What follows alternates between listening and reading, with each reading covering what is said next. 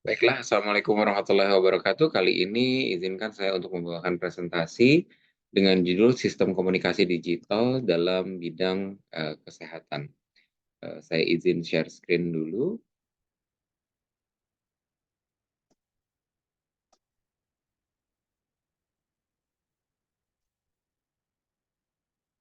Baik, jadi dalam sistem kesehatan estetik, jadi ini yang ingin saya gambarkan di sini adalah bahwa di dalam sistem kesehatan kita, itu ada bermacam-macam bidang. Nah, salah satunya ada kesehatan estetika atau kedokteran estetika. Nah, sebetulnya tidak terlepas dari kedokteran atau kesehatan secara umum, akan tetapi ada satu eh, kekhasan pada setiap bidang dan demikian pula pada bidang estetik juga mempunyai kekhasan eh, komponen-komponen yang terlibat di dalam sistem kesehatan ini, ya.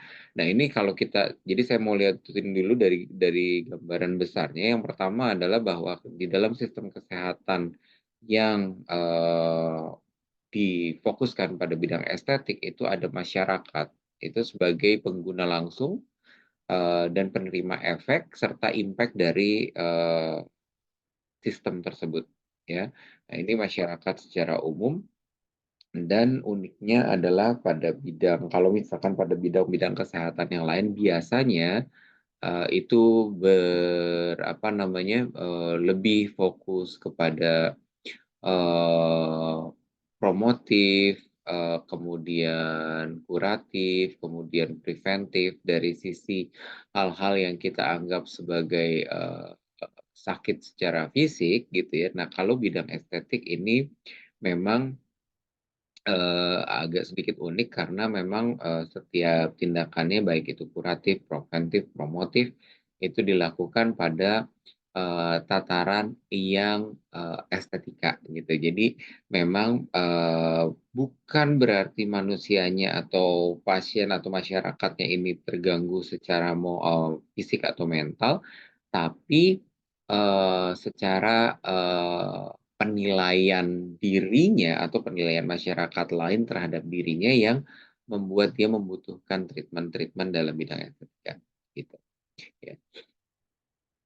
Jadi ada sisi subjektivitas di sini ya, itu yang uniknya. Karena biasanya kalau pada bidang kesehatan yang lain itu memang yang menonjol adalah sisi objektivitas gitu. Jadi maksudnya ternilai atau terukur secara parametrik gitu. Nah, kalau untuk di bidang estetik itu memang parameternya agak lebih luas karena melibatkan juga sisi subjektivitas. Jadi tidak hanya poin objektif, oh iya ini kekurangan ini atau misalkan sudah terlalu kering misalnya kulitnya atau segala rupa. Nah, tapi juga ada sisi subjektivitas yang bisa yang pada akhirnya kita bisa mengatakan bahwa jika begini maka ini akan lebih baik gitu. Jadi lebih banyak memang menonjol pada sisi promotif eh, dibandingkan dengan yang lain. Walaupun sisi preventif dan kuratif juga tetap berlangsung ya. Kemudian ada masyarakat kesehatan, artinya di sini adalah dokter, kemudian perawat juga, dan kalau di bidang estetik itu ada terapis, gitu ya. Kemudian ada beautician, kemudian ada resepsionis itu yang termasuk ya. Ya walaupun dalam sistem kesehatan biasa juga resepsionis itu masuk masuknya.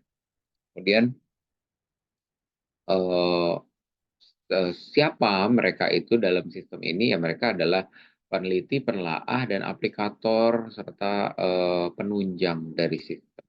Ya, kemudian juga ada provider. Nah, provider ini bisa bermacam-macam. Artinya bisa yang menyediakan tempat, yang menyediakan jasa, ya. Jadi bisa dari owner klinik, kemudian bisa juga dari provider internetnya nanti itu juga masuk ke dalam sistem kesehatan estetik sebetulnya. Kemudian provider macam-macam soalnya kalau provider dalam bidang estetik ya termasuk sampai nanti fotografer, kemudian karena biasanya bidang estetik itu dekat dengan yang namanya foto before after pasien atau misalnya foto dari profil klinik dan lain-lain. Jadi kalau Bapak Ibu suka lihat di sosial media, kalau udah namanya klinik estetik itu pasti komponennya banyak sekali dan semua dibuat menjadi sedemikian estetik ya, termasuk sampai foto-foto, campaign foto dan Instagramnya sendiri.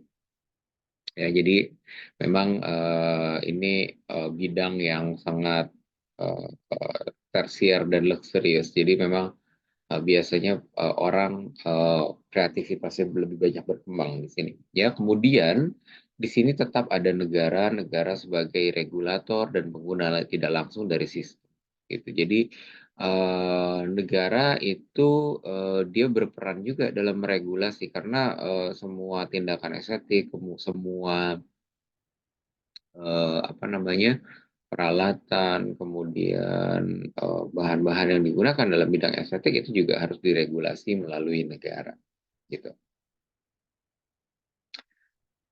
Kemudian selanjutnya yang ingin saya perlihatkan adalah fungsi dari sistem komunikasi digital, gitu ya. Nah, fungsi dari sistem komunikasi digital pada kesehatan estetik ini berbeda pada setiap komponen yang ada di dalam sistem, gitu ya. Nah, jadi tadi kalau kita ambil lagi dari siapa saja yang ada di dalam sistem komunikasi itu, maka eh, hal-hal inilah yang akan mempengaruhi juga pada sistem kesehatan pada penggunaan sistem digital ya pada sistem kesehatan. Nah, jadi kita tadi kembali lagi kepada masyarakat. Masyarakat ini melalui digital menerima menyalurkan informasi terkait edukasi, kebutuhan tata laksana dari sistemnya sebagai user dari apa namanya sistem digital sekaligus juga menjadi target dari komunitas estetik ya untuk mereka yang menerima edukasinya gitu. Jadi masyarakat ini sebenarnya pengguna yang paling besar ya dalam sistem digital di bidang estetik. Nah, kemudian masyarakat juga di situ dalam sistem komunikasi digital juga berperan ya sebagai kadang-kadang juga sebagai pemberi edukasi gitu ya, sebagai influencer, sebagai apa namanya, sebagai KOL tuh apa ya? Ya sebagai orang-orang yang speak person lah gitu, sebagai orang-orang yang memberikan informasi juga kepada masyarakat lainnya. Jadi mereka tidak hanya sebagai penerima tapi juga menyalurkan informasi. Nah, kemudian untuk masyarakat kesehatan sendiri apa sangat besar penggunaan sistem komunikasi digital dalam kesehatan estetik untuk masyarakat kesehatan itu di bisa digunakan untuk meneliti, menelaah ya, untuk mengaplikasikan dan memberi arahan kepakaran bagi sistem dan regulator. Jadi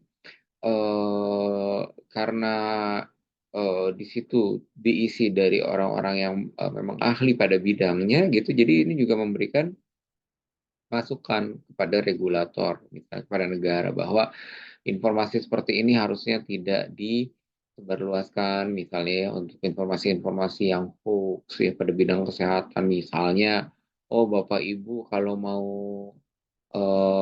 kulitnya lebih cerah itu pakai soda api misalnya gitu. Nah, hal-hal seperti itu kan yang membahayakan itu harus diregulasi ya. Nah, di sini kaitannya pada negara dan terkait pada provider karena memang pada sistem kesehatan pada sistem digital itu kita tidak hanya berhubungan dengan negara tapi juga terhadap provider. Jadi misalnya di Instagram misalnya atau di TikTok itu muncul informasi-informasi hoax seperti itu ya, ini adalah tugas dari pakar, tugas dari masyarakat kesehatan untuk memberikan masukan kepada provider juga untuk misalnya kalau tidak bisa negara secara langsung men-stop maka kita harus melalui provider gitu bahwa hal-hal tersebut bisa merugikan masyarakat dan bisa membuat apa namanya misalnya keresahan atau kegaduhan atau hal-hal yang bisa merugikan pada si TikTok atau pada si platform media sosialnya itu sendiri ya. Kemudian provider di sini penyedia jaringan informasi, sasaran edukasi serta tools dalam sistem. Nah, ini karena provider juga berperan penting untuk memberikan masukan kepada masyarakat kesehatan dan kepada pemerintah juga ya. Jadi provider dari kadang-kadang kalau misalkan di klinik itu kita suka lihat tuh siapa saja sih orang-orang yang tertarik dengan informasi-informasi yang ada di klinik kita. Dari situ kita dapat si profilnya. Dari profil itu kita bisa melihat bahwa oh sasaran informasi edukasi seperti apa yang perlu kita buat dan kita berikan kepada masyarakat. Pada akhirnya seperti itu. Ya, jadi eh, di sini memang sistem ini bekerja lebih lebih terkait satu sama lain ya karena memang ada kebutuhan dari satu dan lain komponen yang ada di dalam sistem kesehatan digital. Nah, ini saya angkat beberapa hal yang mungkin Bapak Ibu pernah dapatkan di media sosial dan terkait juga dengan eh, sistem digital pada kesehatan estetik ya. Ini adalah contoh-contoh penggunaan digital media yang saya coba angkat dan cukup menarik untuk kita bahas. Ini salah satunya ini, Dr. Richard diduga buat skenario peristiwa palsu, Sunan Kalijaga minta polisi usut tuntas. Jadi waktu itu dibuat satu konten oleh Dr. Richard, ini memang satu dokter yang cukup sensasional. Jadi dibikinlah satu eh, apa namanya satu unggahan gitu satu konten bahwa kliniknya itu kecurian. Nah, ternyata diduga oleh berbagai pihak itu salah satunya Sunan Kalijaga itu melihat bahwa ini adalah satu rekayasa gitu. Sebenarnya adalah untuk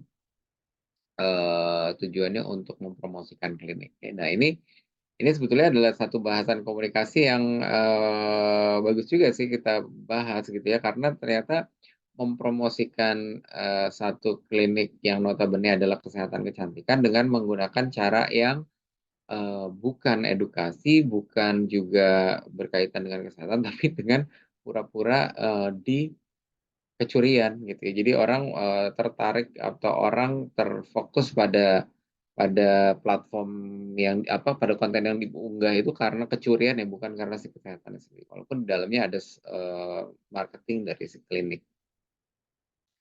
Ya, ini contoh-contoh. Jadi Bapak Ibu bisa melihat bahwa bagaimana sih kesehatan estetik ini menggunakan digital media. Nah, kemudian juga ini edukasi buat buat masyarakat ya. Wanita suntik filler di Singapura berakhir alami kebutaan. Walaupun terkadang begitu kalau kami sebetulnya dalam bidang kesehatan estetik coba baca ini benar nggak filler gitu ya karena ini dibilangnya suntik filler. Nah ternyata di dalam informasinya The Straits Times melaporkan seorang klien di salah satu klinik kecantikan di klinik Red Hill Singapura itu penglihatannya setelah suntik dermal filler merek Estevil. Nah ini sebenarnya Estevil sendiri ini kalau kita apa namanya kita telaah itu sebetulnya bukan dermal filler tapi dia adalah kolagen kolagen stimulator. Nah ini yang ini mungkin terkadang harus kita edukasi juga kepada masyarakat bahwa ada hal-hal yang memang mungkin masyarakat berpikir itu sama padahal berbeda gitu. Ini sangat berbeda ya. Ini menjadi kasus pertama yang dilaporkan terjadi di negeri Singapura gitu. Padahal kalau kalau lihat profilnya Estafil, bahkan si Estafil ini mengklaim bahwa dia masuk ke pembuluh darah pun dia aman tuh katanya. Ternyata di sini ada terjadi kasus. Jadi ini juga jadi bahan bahan penelitian buat apa namanya buat kolega-kolega saya di masyarakat kesehatan tapi juga menjadi informasi masyarakat dan hal-hal seperti ini sebetulnya harus dikonfirmasikan dan harus ditelaah gitu ya karena ternyata juga kalau baca beritanya saya juga ini ternyata baru baca beritanya dan ternyata pas begitu saya baca beritanya ternyata ini bukan filler gitu jadinya. Oke. Nah, ini salah satu contoh penggunaan media sosial untuk edukasi sekaligus juga apa namanya sekaligus juga media marketing bagi klinik ini melalui platform Instagram. Nah, ini yang Bapak Ibu sudah tahu mungkin ya sekarang jadi semakin marak bahwa orang dengan ingin waktu yang cukup, kemudian, tidak tersita untuk, berangkat ke dokter dan lain-lain, itu banyak yang sudah menggunakan jasa konsultasi melalui online ya. Walaupun regulasinya secara Kementerian Kesehatan ini masih belum jelas, bagaimana sih dokternya harus punya SIP-nya bagaimana dan lain-lain. Cuman memang ini banyak digunakan apalagi pada saat Covid kemarin ya, kita nggak bisa sembarangan datang ke dokter dan ke rumah sakit, ternyata ini menjadi platform yang paling besar ya, bahkan sampai Mmm, pialang-pialang saham itu menunggu ini kapan kapan kapan naiknya nih sahamnya Halodoc kayak gitu, tapi ternyata tidak sampai sekarang. Oke, nah ini juga edukasi ya, jadi ini sebetulnya adalah media digital, internal yang digunakan pada klinik. Jadi, masyarakat kesehatan sendiri menggunakan media digital ini untuk apa ya, membantu dalam, kita bekerja ya. Jadi ini menggunakan sistem digital ini tuh kita bisa lihat gitu ya, pasien itu kekurangannya apa, oh hidrasinya di mana gitu, kekurangan hidrasinya di mana, terlalu berminyaknya di mana. Kemudian datanya juga bisa diunggah dan dibaca lagi oleh masyarakat kesehatan di tempat lain ya, sehingga bisa sama-sama ditelaah. Jadi ini juga kegunaan dari sistem digital adalah mempercepat dan mempererat, dan memperkuat gitu ya, pengembangan, ilmu kesehatannya itu sendiri, ya. Nah, kemudian ini yang lagi juga banyak, di masyarakat sistem AI ya, yang lagi mulai berkembang adalah bagaimana sistem AI ini digunakan untuk, teknologi kesehatan secara umum ya, sudah mulai digunakan dalam bidang bedah dan lain-lainnya. Cuman permasalahannya dengan AI adalah bagaimana kepercayaan pasien ya, kemudian, kita kan sebagai manusia itu kalau nggak ketemu langsung jangankan dengan robot gitu ya, dengan manusia lain aja kalau melalui Zoom itu kan rasanya kurang greget gitu. Nah, ini yang masih, saya rasa masih masih, touch of human touch-nya itu yang masih belum didapatkan oleh AI ya. Walaupun kalau secara pengerjaan misalnya operasi dan lain-lain mereka bisa lebih akurat dan mengurangi human error ya. Tapi pada tahap, anamnesis, pada tahap berbicara dengan seorang manusia itu akan berbeda dengan berbicara dengan AI. Ya, jadi pada tahap, awal ya yang dan padahal tahap awal itu justru adalah satu hal yang paling krusial dalam bidang kesehatan untuk, mendapatkan informasi dan, menggali lebih dalam sehingga mendapatkan diagnosis yang lebih baik. Nah itu, kalau, pasiennya tidak bisa memberikan kepercayaan atau tidak bisa terbuka dengan si dokternya, maka itu diagnosis tidak akan tegak secara maksimal gitu, secara optimal. Nah itu dengan manusia aja belum belum tentu bisa sepercaya itu ya, apalagi dengan AI gitu. Oke, mungkin hal-hal itu yang bisa saya sampaikan pada, eee eee, presentasi kali ini. Saya membuka forum diskusi, mudah-mudahan, ini berguna untuk kita semua sebagai gambaran dasar bahwa, bagaimana sistem digital itu bekerja pada bidang kesehatan yang dikhususkan pada bidang estetik. Demikian, wabillahi taufiq wal hidayah. Wassalamualaikum.